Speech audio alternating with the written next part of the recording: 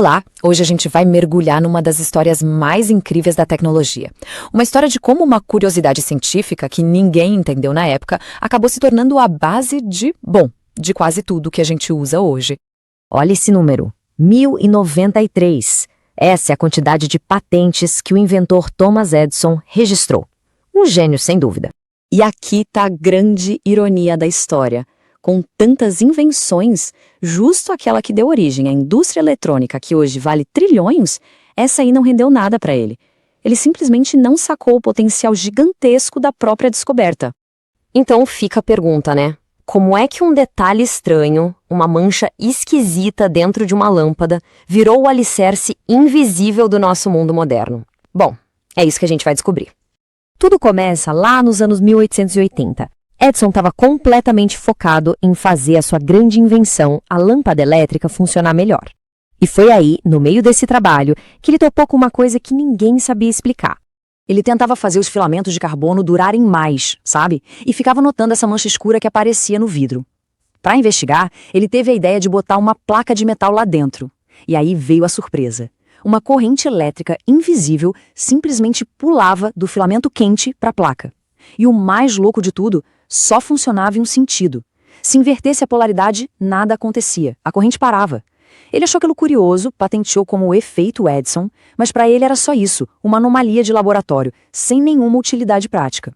Esse mistério só foi desvendado anos depois, quando descobriram o elétron. A física por trás é até que bem simples. O filamento superquente estava literalmente fervendo e soltando elétrons no vácuo. Se a placa de metal do lado fosse positiva, ela atraía esses elétrons e, pronto, surgia corrente. Se fosse negativa, ela os repelia. Era, na prática, um portão elétrico de mão única. E foi essa a ideia de um portão de mão única que transformou a anomalia inútil do Edison na primeira peça-chave da eletrônica. Foi o que resolveu um problemão no novo e fascinante campo do rádio. Pois é, os pioneiros do rádio, como o Marconi, tinham uma dor de cabeça enorme.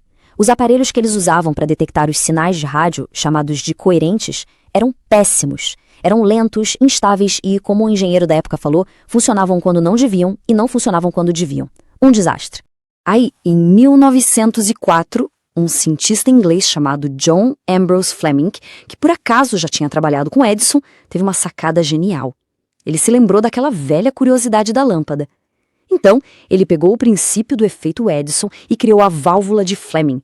Era basicamente o mesmo aparelho, mas agora com um propósito muito claro: detectar sinais de rádio de um jeito confiável, transformando as ondas numa corrente de mão única que podia ser medida.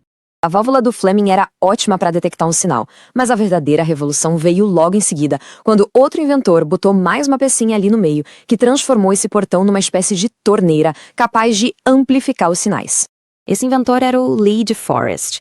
Em 1906, ele pegou a válvula de Fleming e botou um fiozinho em zigue-zague que ele chamou de grade, bem no meio do caminho entre o filamento e a placa. E ele batizou a invenção dele de Audion. Esse foi o primeiro triodo da história. E a mágica toda está em como isso funciona. Pensa na grade como o registro de uma torneira. Um sinal de rádio super fraco, quando aplicado nessa grade, conseguia controlar um fluxo de elétrons muito, mas muito maior que ia para a placa.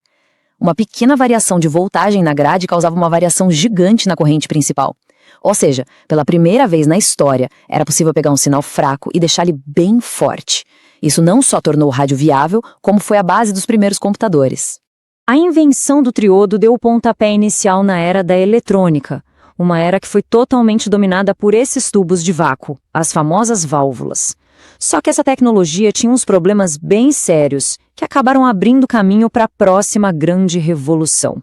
As válvulas eram fantásticas, mas eram enormes, de vidro, super frágeis, esquentavam pra caramba e gastavam uma energia absurda. Os primeiros computadores, que usavam milhares delas, ocupavam salas inteiras e precisavam de ar-condicionado industrial para não derreter.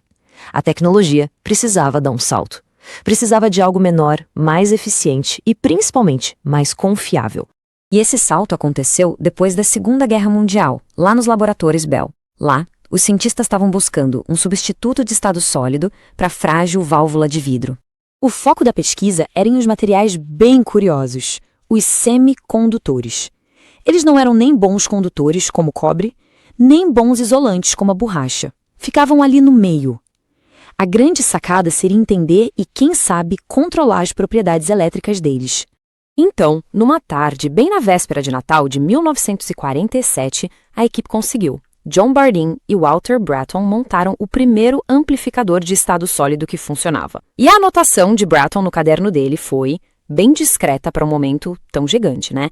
Ele só escreveu: um ganho distinto no nível da fala pôde ser ouvido. Eles tinham acabado de inventar o transistor. A mudança foi, uau, monumental. A gente saiu do vidro e do vácuo e foi para o silício sólido, de componentes enormes e frágeis para dispositivos microscópicos e super confiáveis. De um consumo de energia altíssimo que gerava muito calor para um consumo baixo, que opera frio. Foi o que tornou a eletrônica portátil possível. E como eles conseguiram isso? O pulo do gato é um negócio chamado junção PN. Basicamente, os cientistas pegam um cristal de silício e sujam ele com algumas impurezas, de propósito. Isso cria uma região com elétrons sobrando e outra com elétrons faltando. A barreira que se forma bem no meio delas funciona exatamente como aquele portão de mão única do efeito Edison. É o mesmíssimo princípio, só que renascido no silício, em estado sólido e microscópico. E isso nos traz até hoje, onde esse princípio fundamental, o do portão de mão única, está de forma invisível em absolutamente tudo que a gente usa. Só para ter uma noção da escala, o primeiro rádio de bolso, de 1954, tinha só 4 transistores.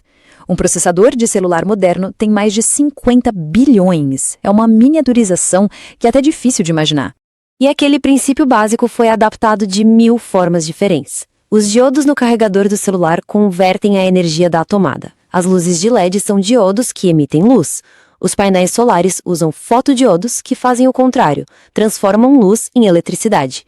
E claro, os bilhões de transistores num chip de computador são só portões minúsculos ligando e desligando o tempo todo para processar informação. É uma jornada e tanto, não é? Pensar que tudo isso, toda a nossa era digital, começou com uma manchinha estranha numa lâmpada. Uma anomalia que o próprio inventor achou que não servia para nada. E isso nos deixa com uma pergunta para pensar.